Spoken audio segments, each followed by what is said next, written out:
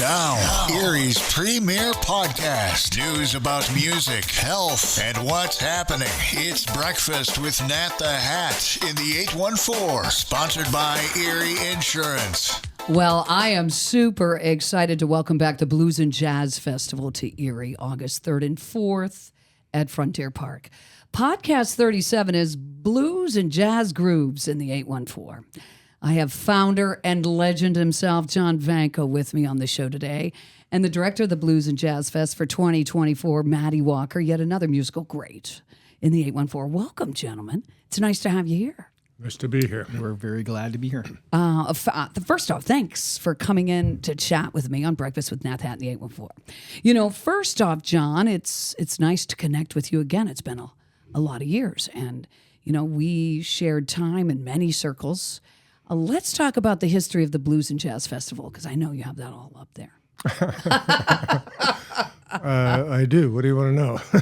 Well, let's start with the beginnings. You know, give us a history. Well, I'd been presenting music, and especially jazz, and at the Art Museum for, I don't know, a decade or more. And Jim Spiegel was on the board of the Art Museum, and he came to me one day and said, "Let's do a festival." Well, I knew that he'd done the previous year. He'd done a kind of a jazz festival at Perry Square. Mm-hmm. But he said, "No, let's do it. Let's do it a bigger park. I want to do a proper jazz festival." So. I was really into presenting intimate music. So, you know, if I got 300 people turn out for a concert, I was over the moon. That was a lot of people, you know. Mm-hmm. And I really like those kind of intimate performances that get you right up front with the musicians. And when when there's a break at the end of the show, the musicians talk to everybody. It's like, well, I'm thinking, stadium shows. It's like, which I don't like. And so I was kind of hesitant, but Jim said, "Listen, I'll help you. I'll do this." He laid me a list of things that he's willing to do. And so after a while, I said, "Okay, all right, we'll try it." So we did one day out at Frontier Park, and I was able to get as a headliner Charles Brown, the amazing Charles Brown, who covers both blues and jazz, and it was just such an honor to meet him and present him to that audience. Plus, that's some of a bunch of the locals. Mary Alice Brown was there, and Roger. Montgomery was there. Oh, yeah. And I don't remember who else, but... So that was number one. That was the first one. And what year was that? Do you recall? Must have been 92 or 93. Okay. And it was huge. It was a huge success. It was a beautiful day. We're in Frontier Park, where events didn't occur typically. And this is well before the Arboretum, and it was a really magical event. So next year we said, okay, well, we'll do 2 days, and we from the beginning we built it as blues and jazz, and so next year we did 2 days, and it just grew from there, and. It's never been far from my mind. Once you do something like that, it's like, oh, how can I do this better? What else could we do? But I'm also of a mind that if something works, you don't mess with it. Right. You might work with it, but you don't mess with it. So over the years, we gradually grew it till. In planning to retire from the Art Museum. What year was that? 2017. When I finally retired, 2017. Okay. Correct. And I said, it doesn't seem reasonable to make the next director of the art museum have to run a music festival. And Sure. at the same time, there was sentiment in the community saying it's about time we had an arts festival because the arts festival had died several years previous. Right. And so I said, well, okay, why don't we'll take it on. We'll continue the Blues and Jazz Festival, but we'll add another day. We'll add artists and make it more of an arts festival rather than just a music festival. Mm-hmm. Which had been specifically contrary to what my rules had always been prior to that. I get it. Yeah.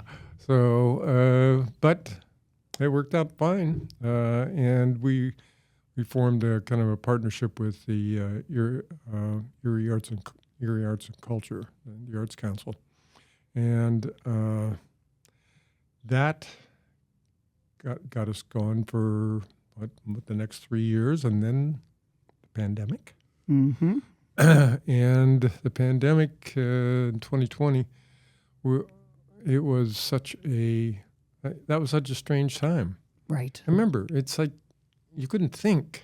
Yeah. I couldn't, and it's something everybody shared because you couldn't make any plans because you didn't know what was next. This had Right. never happened before, and there was no end in sight. And so, how do you plan for anything? And Tom New came to me and said, "Why don't you do a jazz festival at WQLN? We'll do it where we do Sounds Around Town." And I thought about it for a day or two, and I decided that I need it. I need to do something that I can actually see through. Exactly. At that time, it's just like the world was broken. And so we had a very successful festival. And so instead of producing a 3-day festival, converted to producing an 8-hour-long television program. I was going to say that's what ended up happening. Yeah. So that was, and that turned out to be very successful. I was most concerned about, we agreed with the health department that we would keep it down to no more than 25 people on site at the time. That was kind of the rules, And but I didn't know how I was going to deal with the hangers-on. There's always people come along with the talent. People come along with the production crew and whatever, and they want to hang around, So, and you can't blame them. But I already had this deal. I could only have 25 people there. Right. Well, it turned out it rained both days, pretty much all day.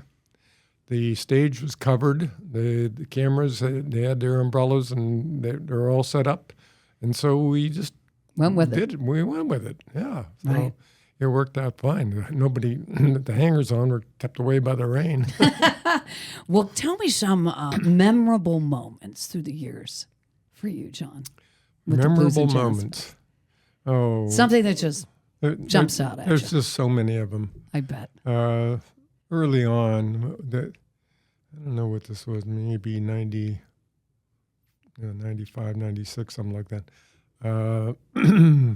We got a really big sponsorship from St. Vincent, and I was able to let loose a little bit, and so I brought in great bands for all most of the day on both days. We got to minimize the local participation to a few groups, and we had the Meditations, the reggae group. Nice. We had the most memorable, Abdullah Ibrahim, Dollar Brand, the amazing South African pianist. And we had the, I forget what they called it, but it was R.L. Burnside and Junior Kimbrough and Paul Jones.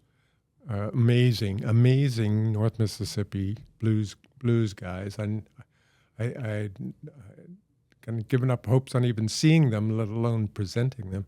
And who else? What a feeling. Oh, it was. You know what I'm saying? It was magic. Oh, we also had D.L. Menard, his Louisiana Aces, one of the great Cajun bands, and that was all special, just magical. Yeah. Right. Well, we have Maddie Walker, who's directing the traffic this year for the Blues and Jazz Fest. Maddie, tell me, I'm not surprised that you're leading this. I mean, you've got a great past in putting together some really, really great shows. You did Grape Jam. How many years? Like Grape Jam was 5 years. 5 years of Grape Jam. What else? I mean, have you had your hands in? I mean, I know you're in the cave. Did some shows at the Warner. Actually did a children's thing at Frontier at one point in the 90s. And I have to say right away, listening to John, it's really great to kind of go back to this, because one of the things it's an honor to be working on this, I will say. And one of the things about John is that key word is consistency. So as he kind of mentioned that, like, if it's not broke, don't fix it. And John kind of has a way of doing that as far as curating things go. And so what happens is sometimes when you look at the whole big picture of the thing and you look at all the artists that have happened over 30 years, it's kind of a mosaic of what's going on. And the same thing was what was being presented at the museum. So you can kind of look at the thing as a collection, I guess. So there's a responsibility, Yes. if you will, to kind of curate that and keep that what it's supposed to be. And one of the very first questions that I asked John when we talked about doing this is I said, do you want me to like really run wild with this and kind of do, make it its own thing?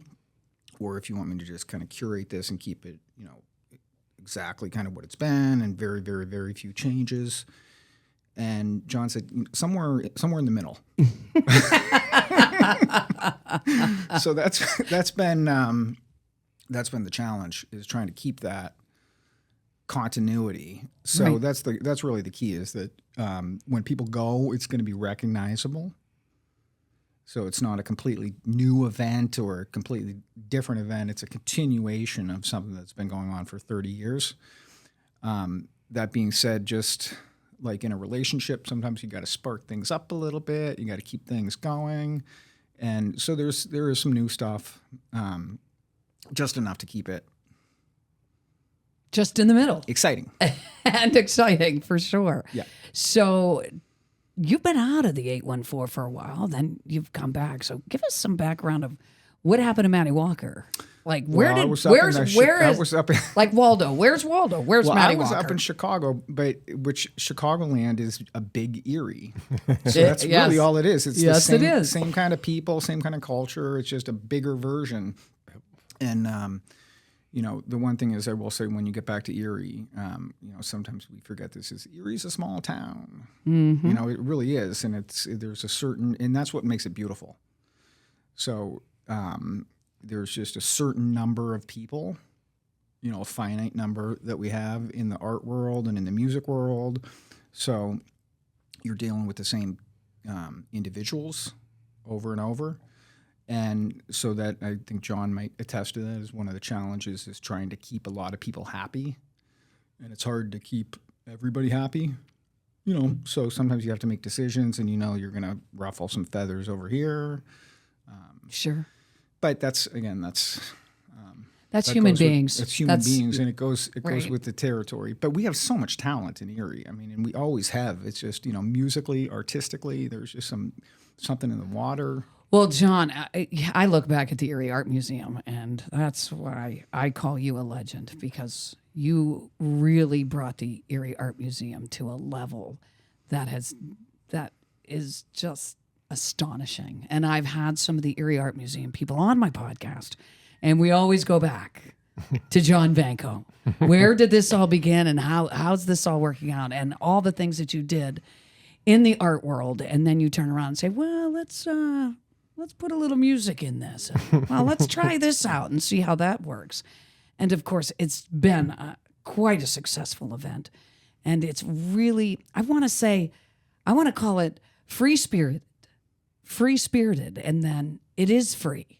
So, how are we coming together this year to make all these great bands, get them on the stage, and that? What what do we need to do? I know there's sponsorship. Talk to me, Matt, about that. Great question. Great question. Right. So, as they say, there is no such thing as a free lunch. We used to say growing up, there's no free lunch unless Dad takes you out to lunch. Right. Because right. somebody's paying for it, right? Yes. And so when people go to an event like that, especially when they're seeing that world-class talent, that somebody paid for that. Mm-hmm. And they paid for the stage and the porta potties and the security and the advertising and the insurance and the just endless list, and it just goes on and on. So those expenses continue to go up. So just like when you go grocery shopping today, the prices are yes. up. Well, Same. the prices are up for artists, the prices are up for production, the prices is up for insurance, and all those prices go up, but it seems like you have to knock on a few extra doors to get the sponsorship. So, that's always the ask. So, if there's someone out there that wants to get excited and they want to put their name on something that's a super cool thing, there's nothing cooler to put your name on than a music festival, because people associate it with happiness and fun. See, that's what I love good times. about the Blues and Jazz Fest. That's exactly what it sure. is. So if you can associate your name with those things, what better cool thing to like put your name on? Matt, tell us about the mission of the festival. Explain peace. Explain peace. Oh, Yes. I have to look and see what we have. But I love that. If they go on to John's partner Kelly Armour. One of the things Kelly has also, she's worked endlessly behind the scenes over the years, and just so much work. And one of the things that I wanted to do this year with, we have an entire day on Sunday of female performers. love it. And one of the things that I learned that was shocking to me is the amount of artists that are on festival stages that have a female in the band is something like 25% or something like that. So it's very low.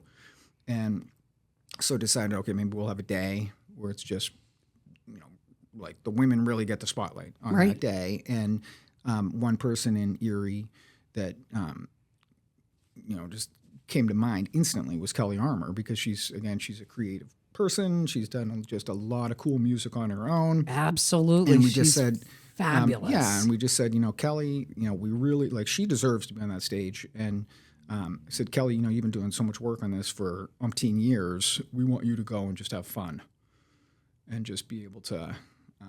He didn't ask my permission when he did that. But I didn't know how John. I didn't, and so John had to read about that online, and wasn't sure, But I did tell Kelly that she's earned that spot. Speaking of earning spots, let's go back to what drives, the festival. Is there a certain, what do I want to call it? A certain. Well, I want to continue that to hopefully Go ahead. answer the question, because where I'm going with all that is one of the things that Kelly, she made a statement and she said, "There's no other event in Erie that has such a radical sense of togetherness I love the as the sound Blues of and that. Jazz Yes. Fest." Yes. And it was like, man, that's such a perfect way to describe it. Just such a sense of community.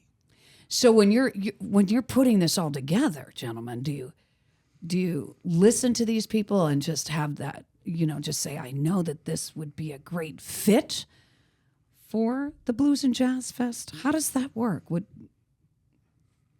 John? Yeah, that's it. Yeah, I mean, you listen to everything, and then when you get a few people that you think, wow, we really need to present them, then you see who's available and who you can afford. Right. And that's the whole process. It's that simple. But you got to listen. You got to do a lot of listening. But that's always been part of my life, and a lot of other people too. Sure. Music is our life, not our livelihood. I always say that, right?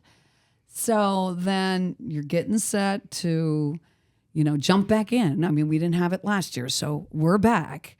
So give us the process, Matt, on Well, we got finding these. a great lineup this year. We'll just say that it's a great lineup. I second that. So we've had, traditionally what we've done over the 30 years is we'll have the Saturdays, the Blues Day, and the Sundays, the Jazz Day, and we just mix that up a little bit. So again, we have the female performers on Sunday.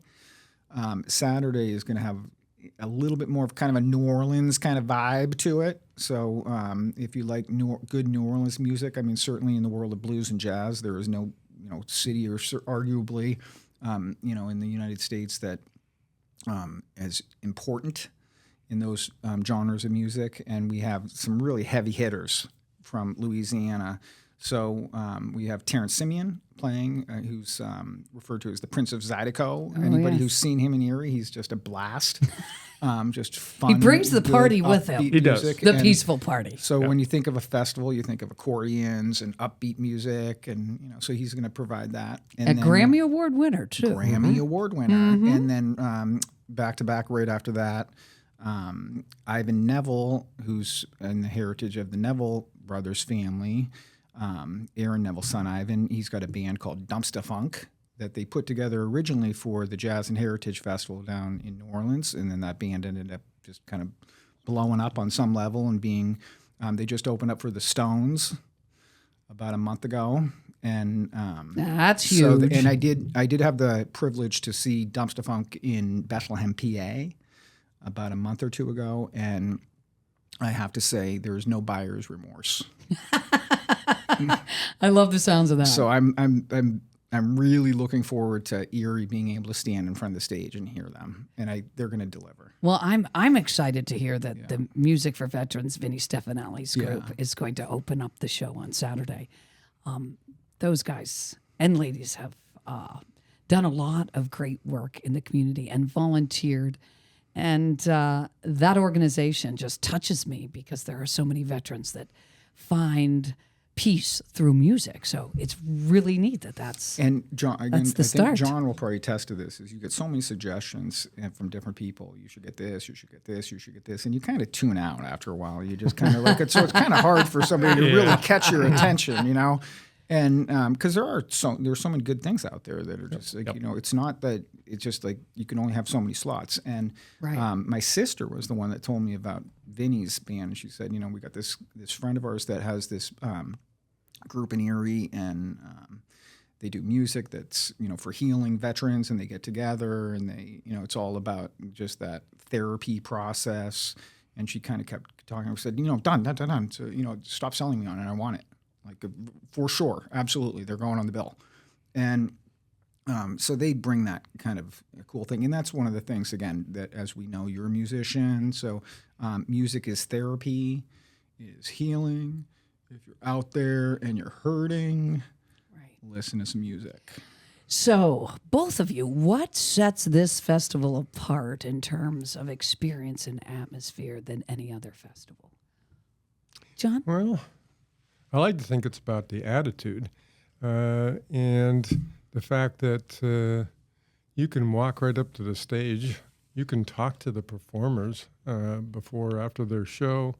They're touchable. Yeah. They're actually there's no barrier between you and the stage like there is at so many festivals. The idea is that the people can't interact with the performers in any way. So I think that's an important thing. But, the setting is the other really, really important thing. Is that park is such a beautiful park.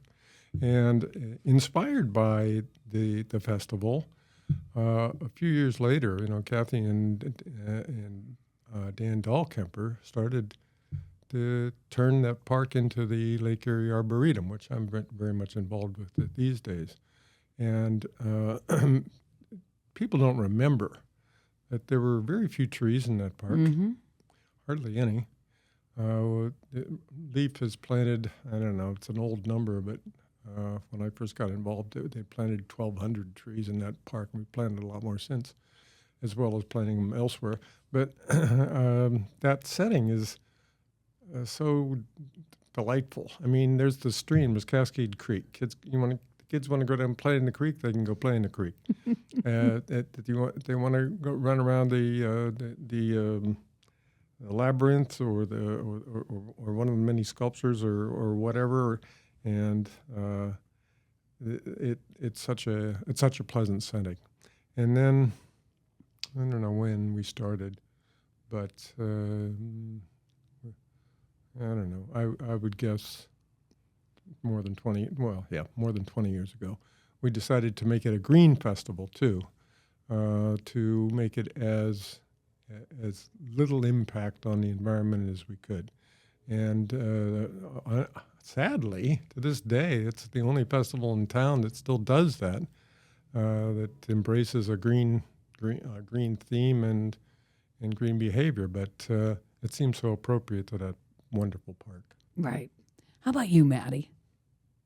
What do you think about, what makes it different? And of course, you've been on the stage in the past as an entertainer and also putting this year's event together. I'm going to agree with that. All of the above. The setting is everything. So you're not just standing in some parking lot, in the pavement on a hot day. You're out on the lawn with your family and your blanket and your tents and all the other fun things that you wheel right on in there and sit back and enjoy yourself. It's such a chill environment. Yeah. And it's just, once you go in that setting, it just naturally just kind of takes you to a certain place. So as John said, it's just it just brings you there mentally already. And then all of a sudden you're hearing this beautiful music and, it just creates the ambiance. Right. Well, thank you so much for the invite to host the performances on Sunday, Matt, which include women. And I'm truly inspired by other awesome female artists who bring such talent to the stage. Now, on Sunday, August 4th at 6 p.m., you have the Crosby, Stills Tribute Feat. And that includes Jennifer Stills and also longtime bass player Calvin Fuzzy Samuel.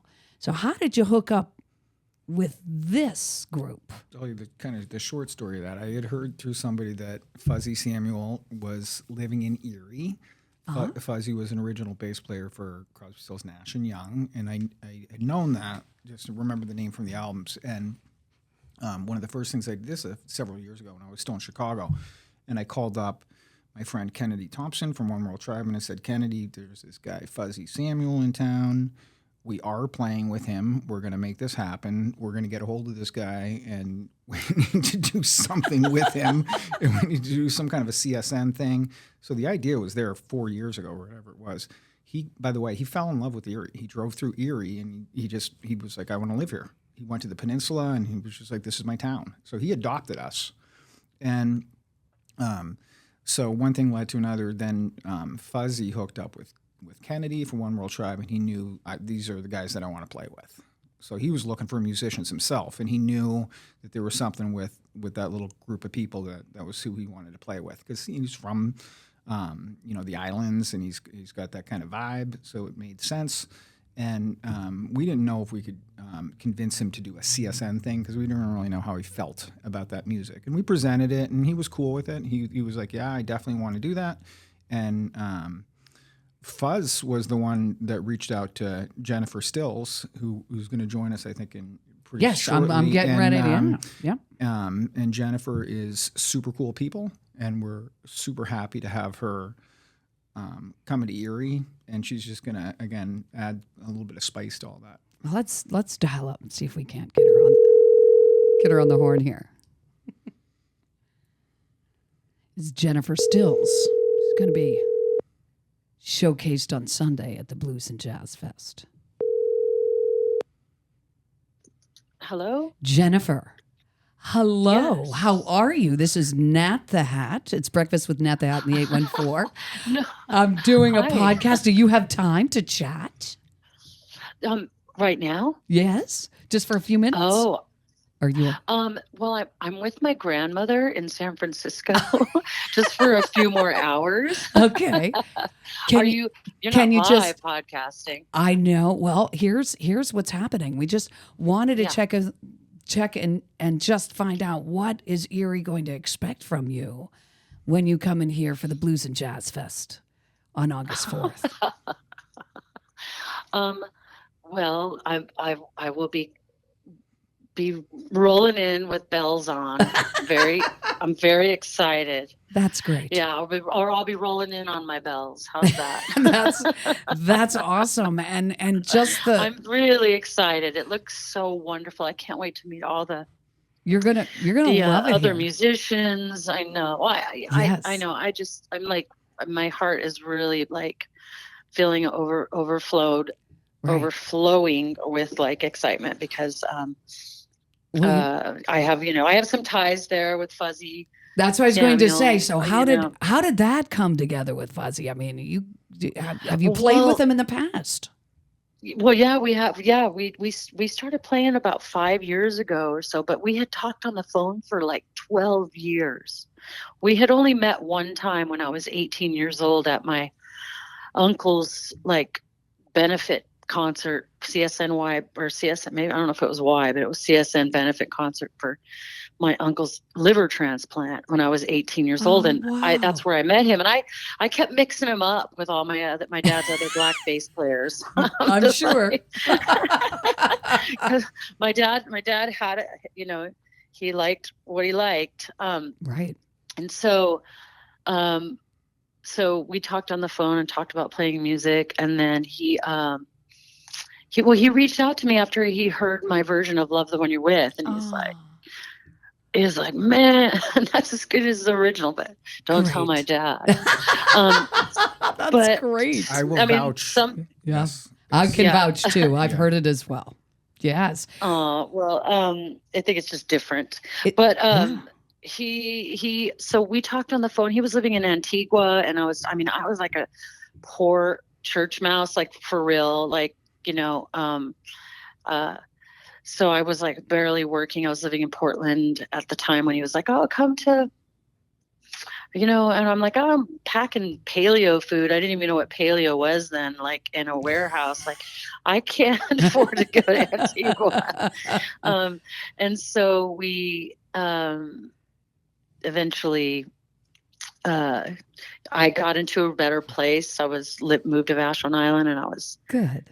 Getting in a place where I was thriving a little bit. And so I asked him if I bought him he moved to Ohio, then he moved to the States. And so I was like, hey, let's get you a ticket and come to my house on Vashon. And I have a music room. And then so we finally got together to play music. And I had a videographer document the whole thing. And we interviewed because I wanted to make a documentary about our relationship, and that's still in the works. Like 5 years later, we've got so much footage. And then I met his wife and his children, and I just fell so in love with them. And it's just, he's like been family. He's been like a father figure to me, honestly. Like, he's been available. Jennifer, and he's not afraid to Stills, tell me. Yeah.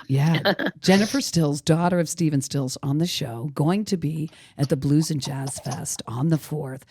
Tell me, is it true that David Crosby referred to you as the most talented Stills? I need to know. Oh my gosh. Well, that wasn't supposed to be mentioned to anyone else. I was just saying. I apologize. That's Maddie. I just said that. Well, I said that, like, he's one of my biggest inspirations, and one of my biggest kind of, just that regret of when you lose somebody, you just don't ever think you're going to, and I just didn't take advantage of that connection, and just how lovely it was and how supportive it was. And he would make that joke. When I would show up at his concerts and stuff, he'd be like, here comes the most talented member of the Stills family. But he said it, he said it to everyone in my family. Oh, I get it. I've been told that I'm the best Massey sister, and there's 7 of us, and I know that they're not telling the truth. But no, that's my way.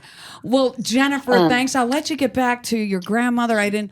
Yes. So I'm gonna get the stink eye for walking away from the table. You understand? She's like 99-year-old. I know, Italian. and I have seen the stink eye before. Let me tell you. But we look forward to seeing you. Thanks for taking my call just briefly, and I look forward to introducing you at the Blues and Jazz Fest on August 4th, and meeting you and Yes, hanging me out with too. you and Thank you so Fuzzy. much. That's going to be awesome. I appreciate you. It is. Can't wait. I can't wait. Thanks so much. All right. Okay. You take care. Bye. See you soon. Safe travels. Bye. That was cool.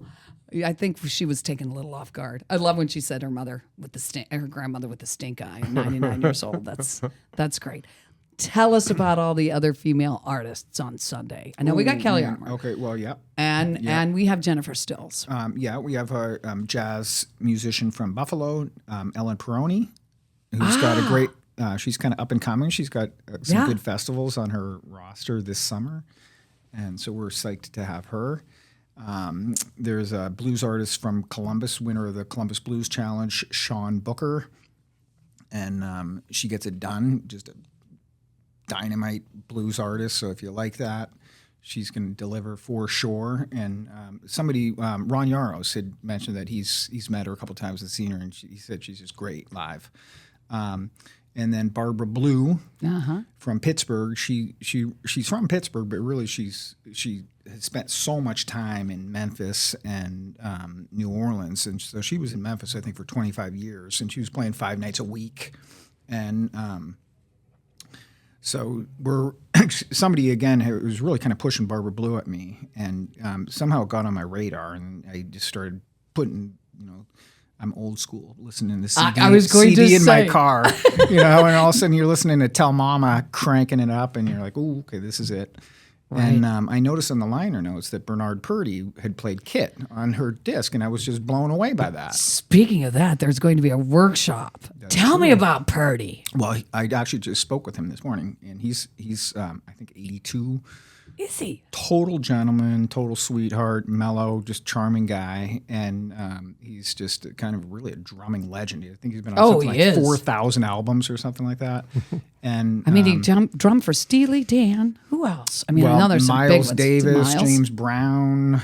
The list goes on. It's a big list. And so I had asked Barbara if she would reach out to Bernard, which she did. So we were able to get him, which we're super psyched to do.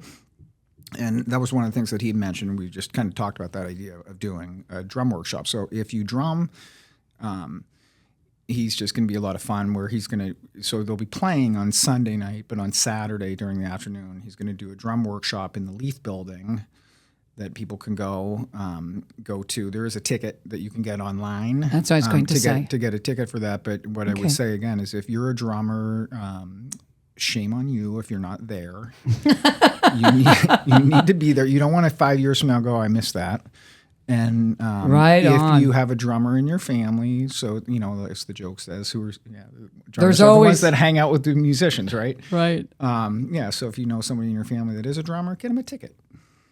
Great, and you can get that online. Correct. Are you still accepting vendors for the weekend? Absolutely. We're kind of closing in on that a little bit. Okay. Just for a time's sake. But again, all of that information, we do have a website, eriebluesandjazz.com, also eriebluesandjazz.org. Both will get you there. And all of that information is there. And you can reach out and you can connect with us.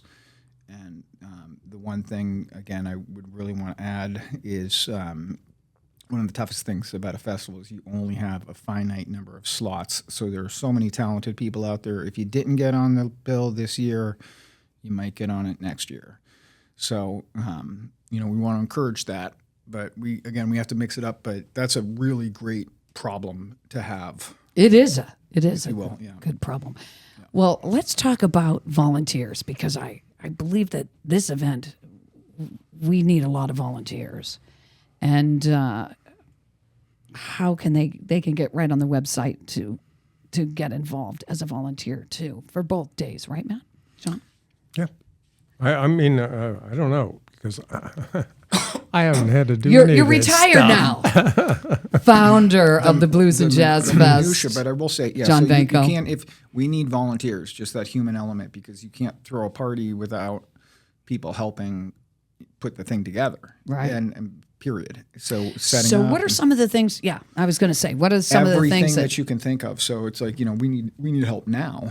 So it's not even just like really during the weekend, but even like the pre-fest stuff, the post-fest stuff, and just the physical things of setting up the site, Right. And, one of the comments that I made to one of the former producers is they had said, the event is, just really relaxing and calm. She said, we work really hard to make it that way. Mm-hmm. So that's what it is. There's that, but you can't do it alone. And John knows all about that because, again, Kelly had worked so hard doing the volunteers and just the organizing of them and recruiting them.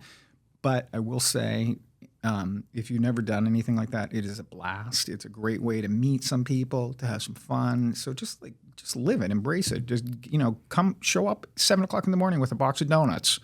Stay all day, volunteer, do it. Get in, dive in. And by the end of the weekend, you're going to be like, man, that was a lot of fun. Mm-hmm. Yeah, the festival for me is a fabulous reunion. It's like family reunion, class reunion, every other kind of reunion you can think of. People that I only see at that time of the year. And so many other people feel the same way about it. To the point that they literally host those reunions at the festival. I know they do. And I go from tent to tent. I am part of many reunions. So we have some super cool workshops. You talked about Bernard Prudy, the masterclass drum workshop. Are there any other workshops that we should be aware of? Well, he's the main workshop that we're going to have. Oh, and then actually one thing that we're really looking forward to is on the McCain stage, which is the formal name of call it the side stage, whatever you want to call it, over by the tennis courts, that nice little amphitheater that we have. Great, cool little venue. Whoever built that and designed it, it's just so well done and intimate and just kind of a cool. So don't forget to go John over there. John Vanko's favorite. Intimate settings. Yes, and don't forget to go over there. So it's like, if you're always over by the main stage, I would encourage you to get up off your blanket for a minute and just walk over there and see what's going on. But one of the things that we have this year over on that side is Matt Boland, Matty B, is going to do a lot of stuff over on that stage over the course of the weekend. And one of the things that he's going to do is blues karaoke, which sounds kind of silly when you first hear about it, but I can tell you right now, it's a blast. Okay, and then also there's so many incredibly talented people that you don't even know that they're talented, and then all of a sudden they get up there and they just blow your socks off. And really, that's what this is about. And Maddie's really good at that. He certainly is. Yeah. And if nobody doesn't remember Maddie Boland's name, Maddie came with the Dirty Pickles. Maddie is just phenomenal. For sure. And blues karaoke. Yeah, so because we all got the blues, and we're going to do and we're also going to have an element of an open mic. So he's going to do a little bit of a blues, but there's other things going on that stage. There's a youth program from 10 in the morning until 1 p.m. So if you have kids, I was going to say, wherever you live in Erie, get down there on Saturday and Sunday, because anybody who's got kids knows that you're looking for something to do with your kids. Great place to just take your kids and let them run around and hear some entertainment, and they're gonna own that stage at least till 1. And then there are going to be other performers going on that stage. There's some poetry. I was going to say, we have some great poets that have been there. John could probably speak to that. John? Yeah, I mean, I have no idea who it is, but I know I worked with Chuck Joy. I was going to say, if it's poetry, Chuck Joy is involved many times over the years to organize poetry readings, and they're very inclusive. And in fact, typically end up with just asking if there's anybody that would like to come up and read a poem or two. It really is a really nice addition to the festival. And I have to plug the electric vehicle show too that's going to be taking place on that other side of the park, on the west side of the park, up near 6th Street. Pretty much throughout the festival, there will be electric vehicles on display there, and the owners who love to talk about their cars. So. For sure. So, how does one get their favorite spot? Get there early? Is that how that works? Can you set up the day before or no? So Saturday morning, you got to come on down and get set and get ready to roll for the entire weekend. It's the only way it works. Got to keep the field clear until Saturday morning. I Got it. I got it. You can't take your old hippie bus and park right in front of the stage as much as you would like to. How I would love to have a hippie bus. You can do it, but we're going to ask you to move it. Unfortunately. Are we allowed to mention our sponsors? Absolutely. Okay, I will say, because again, we're always, because there is no free lunch and we're looking for people and always still are. Looking for people, but we did have a couple key people that stepped up this year, and one of which was a dark horse that we didn't really even know about is a group called the Fulton Club over on the east side, and they were really bummed that the festival wasn't happening last year.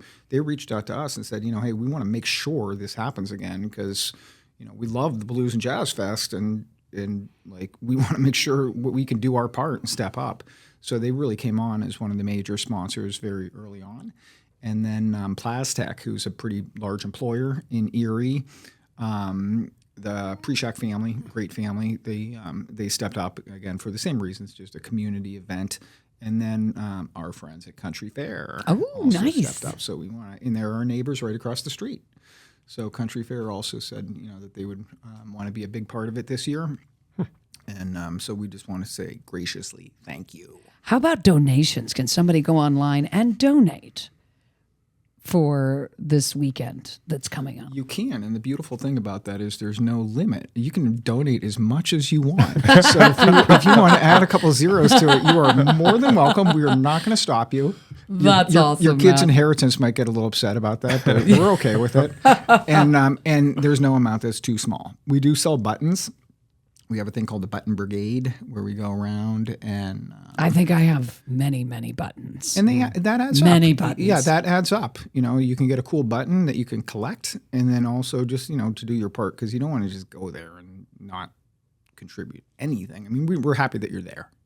We're happy that you're there. We're happy that you're dancing. And if you can buy a Coke or something to eat. That's what I'm saying. To vendors, are we still accepting vendors or are we... Yeah, Okay. Correct. So if somebody, we're always looking for something that's a little bit creative, but it's first and foremost a music festival. So that's really in our one of our core values is that the focus is on the music, and that's what it is. So we've said this before, and this is really true, is the performers that are on that stage deserve to be on that stage. That's because it's a tough stage to get on. Sure. So it's the people that are up there are so when we put together the lineup this year, that was one of the things that we talked about is we're so confident. When you get artists like Terrence Simeon and Dumpsta Funk and Barbara Blue and Bernard Purdy, there's no risk factor because they're going to deliver. I'm thinking about the Caminos. Are the Caminos there this year? Hugo Cruz and Caminos. Yes. Actually my friend Randy Bauman, your old buddy from Rocket 101. Yes. He was the one that recommended it. And Randy's a musical force down in Pittsburgh. And I had been talking to Randy and I just asked him, it was like, who is there anybody down in Pittsburgh that you strongly recommend? And he had given me a couple names. And is that's Friday night, right? Or Friday afternoon? Saturday afternoon. Sorry about Friday. I'm a conga player, percussionist. Hugo he leads his band, and he's a percussionist and a drummer, phenomenal. And but Randy had recommended Hugo, and right away we saw that, and we're like, okay, this needs to happen. So they're from Pittsburgh, and they're gonna come up. So that's Saturday. Is there anybody else that we didn't mention on Saturday? Well, one of the things that we do, Roger Montgomery and Ron Yaros are going to play together. So that's the old ad where you got your chocolate and my peanut butter. So we want to get both of them. So what I did is I talked to Roger and I said, Roger, you're going to form a band with Ron Yaros. And he said, okay, well, that was definitely something that Roger is such a blues icon in Northwestern Pennsylvania too. Yes. So, I mean, he's the man. And they've played together many times. No, for sure. And so they're going under the name Bigfoot and Redbeard. That's it. That's awesome. So then on Sunday, our gals... who do we start out with on Sunday? We got Kelly Armour, and some of the early slots are still, believe it or not, kind of up in the air a little bit. So there's a little bit, and that's the nature of a festival. I will say is things do change. And case in point, Woodstock '69, Richie Havens opened up Woodstock. That was not planned. Right. And he played for, I think, about 2 hours. That was not planned. So that does happen with events. Sometimes there's a little bit of a fluctuation. But, Kelly Armour, Ellen Peroni is playing, Sean Booker, and then Barbara Blue. Nice. Well, the Blues and Jazz Festival is back. You can set your calendar for a great weekend of great music, August 3rd and 4th at Frontier Park. You can check out the website at eriebluesandjazz.com to see what's going on. Maybe you want to volunteer or donate. Don't forget that Music for Veterans will be kicking off the event on Saturday at 10 a.m. I thank you, founder John Vanko. Thank you for all that you've done for the Blues and Jazz Fest all these years. Director Maddie Walker coming on the show today, both of you to share what is happening in our town the first weekend in August. Now I'm just going to put the Virgin Mary out the window so we have great weather for 2 solid days. So I'm going to leave you with a quote today from the contender for the title of the greatest blues guitarist ever, with a fiery, screechy, super quick technique that influenced countless of followers. Love him, Buddy Guy. And Buddy said, if you don't think you have the blues, just keep living. Amen. Amen. Yeah. Have a great week, everyone. Thanks, in the Nat. 814. You've been tuned in to Breakfast with Nat the Hat in the 814, sponsored by Erie Insurance on 88.5 and 102.7 LECOM Radio.